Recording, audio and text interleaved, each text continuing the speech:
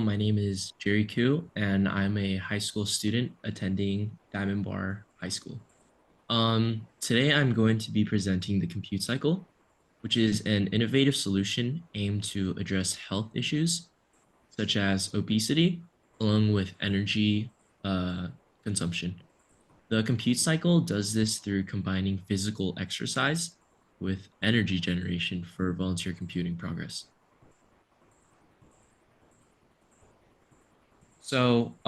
Today first, we will be covering the obesity epidemic, an issue that affects communities worldwide. And then we'll be talking about the critical concern of energy insufficiency. To tackle these challenges head on, we've adopted an innovative methodological approach. We'll be discussing our bicycle-based power generation system and how it acts along with its energy requirements. Additionally, we'll delve into the psychological factors at play and the importance of user feedback in shaping our solutions. Finally, we'll wrap up with a conclusion, summarizing our key findings and areas for improvement.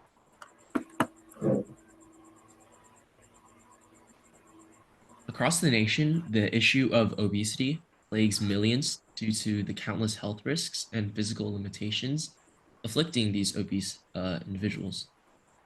Currently, according to the National Institutes of Health, obesity is the second major contributor to premature death in the United States.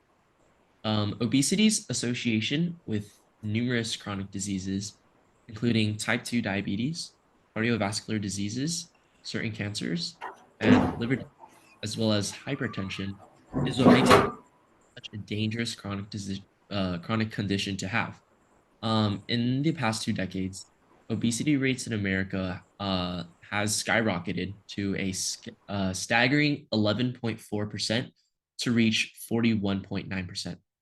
This surge in obesity rates poses the question, what factor is the main catalyst behind the obesity epidemic?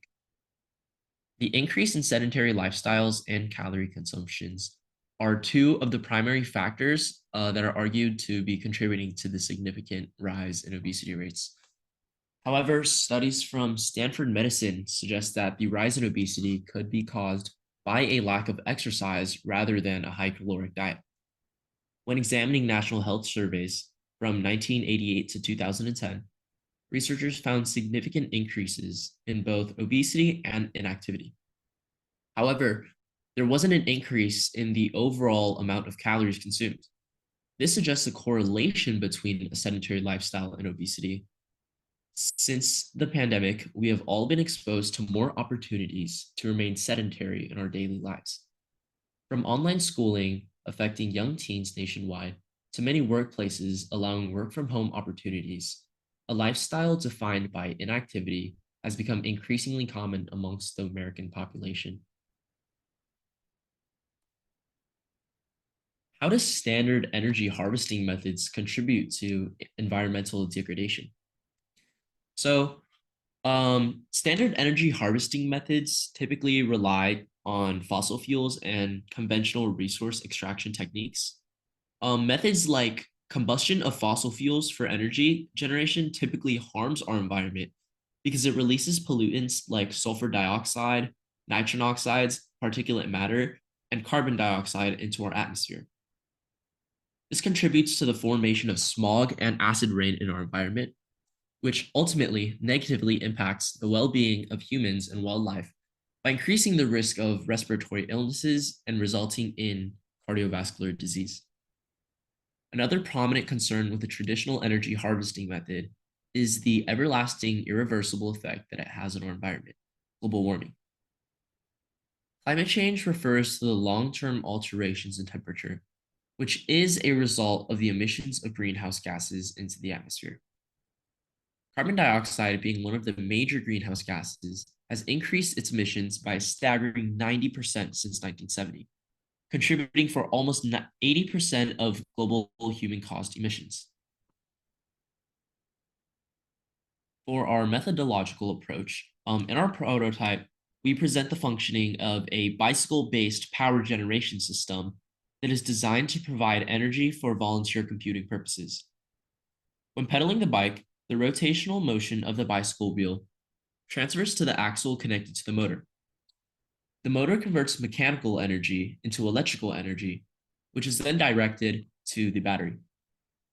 To ensure unidirectional flow between the two, a diode is introduced to enable the energy transfer from motor to the battery. To power the Raspberry Pi, the energy from the battery is first passed through a buck converter, as the Raspberry Pi can only handle 5 volts, while the battery output is 12 volts. Using the buck converter ensures that the Raspberry Pi receives a compatible and safe voltage level. Once powered, the Raspberry Pi is turned on, and a program of the user's choice is utilized for volunteer computing. For instance, volunteer computing programs like Einstein at Home is a very common volunteer computing volunteer computing program to run. Overall, our research focuses on a bicycle-based power generation system that interfaces with the Raspberry Pi and volunteer computing. By pedaling the bike, the electricity is generated, allowing for energy efficient computations through distributed computing projects.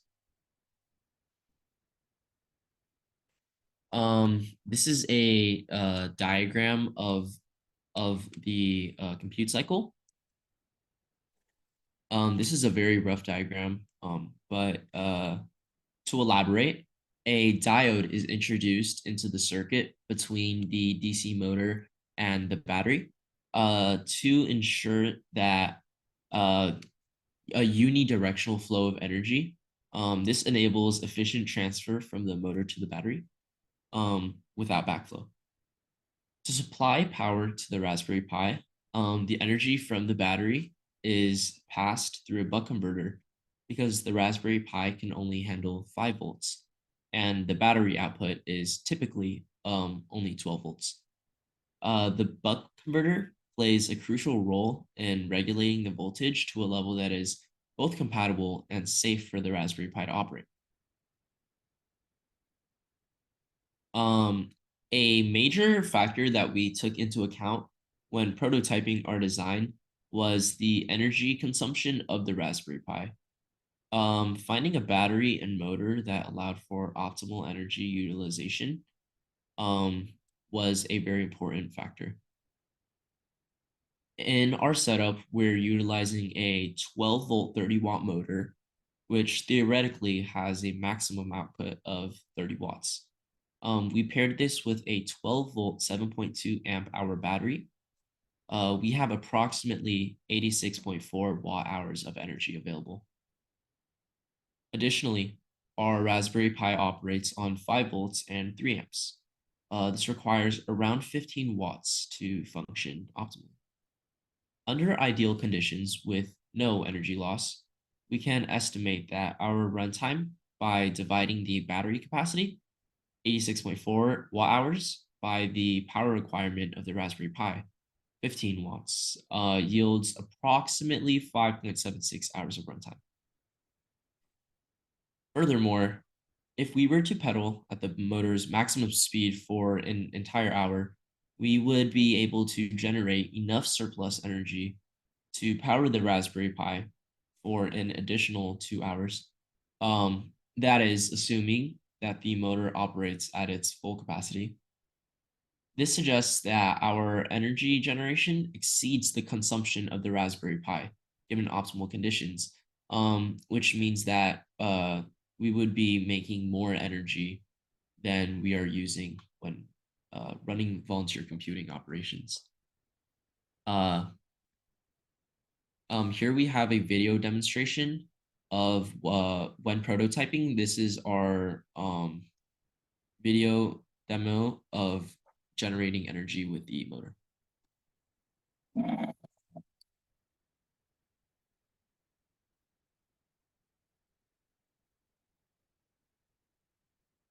And you can see the energy.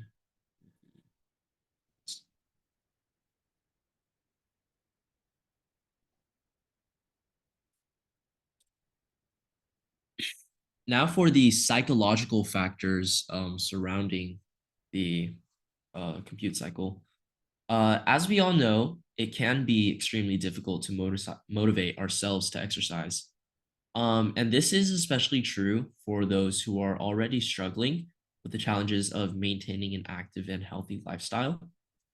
Sometimes the most difficult part in starting your exercise journey can be, taking the first step.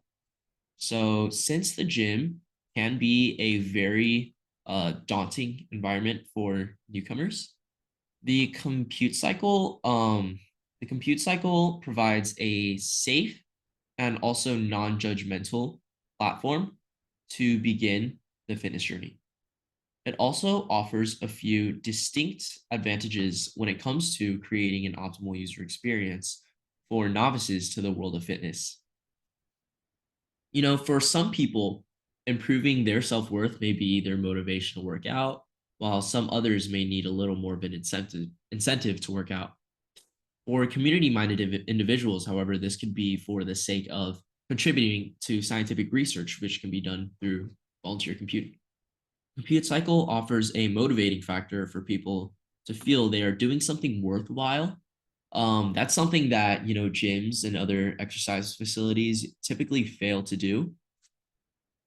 And to evaluate the impact on motivation and exercise efficiency, we ran a 8-week study. This contained a group of 10 people of varying fitness levels. We monitored many factors such as weight change, average heart rate, motivation score, and energy generated. The purpose of this was to gather feedback and insights from users in order to identify areas for improvement. We found that the compute cycle to be effective in helping users lose weight, as there was an average weight of 5.1 pounds lost by the end of the experiment. We had them use the compute cycle daily, and we also found the motivation incentive to be effective. We surveyed their motivation score, and we received a average rating of 4.3 out of 5 for the motivation. For the fitness improvement, we measured their durability and how long they could last on the compute cycle every day. For our conclusions, while the compute cycle does promise results, there are several areas for improvement to enhance its effectiveness and as well as usability. Firstly, by addressing our variability, including exercise preferences and varying fitness levels, we can tailor our system to accommodate a wider range of users. That ensures inclusivity and engagement among all of our users across platforms. Additionally, understanding user motivation is crucial for sustaining long-term participation and promoting consistent user satisfaction. Moving forward, we'll focus on refining our system to maximize efficiency, user satisfaction, and overall impact on promoting renewable energy solutions. In conclusion, the Compute Cycle project holds significant promise in merging exercise motivation, energy generation, and weight loss. While challenges and limitations do exist, addressing these through personalized features, adaptive programs, enhanced energy efficiency, cost-effective solutions, and sustainable models can lead to a more impactful and inclusive system for healthier living and scientific contributions. And that is it. Anyone have any questions? Thank you, mate. A great presentation. Does anyone have any question? Yes. Yep. Yeah, so thank you for your presentation and for this innovation. Very impressive. However, my question is with you made mention about a lot of energy being produced and the inability to make use of it. Now, I'm asking, is it only like could you only power it to a computer or you have the option to see maybe you have it in mind or it's something maybe you plan to develop it, I don't know, but maybe instead of powering it to a computer, is there other ways maybe we can sort of connect this energy that we create to recycling in any way, maybe to TV or to something else? Okay, thank you for your question. Yes, it is possible for us to use the energy for a different use, but that would require a different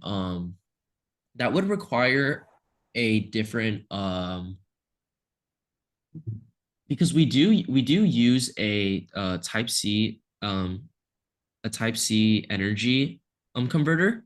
So yes, we could apply it to our TV, but that would require some alterations in the wiring of the system, but it would not be too difficult to apply for different uses.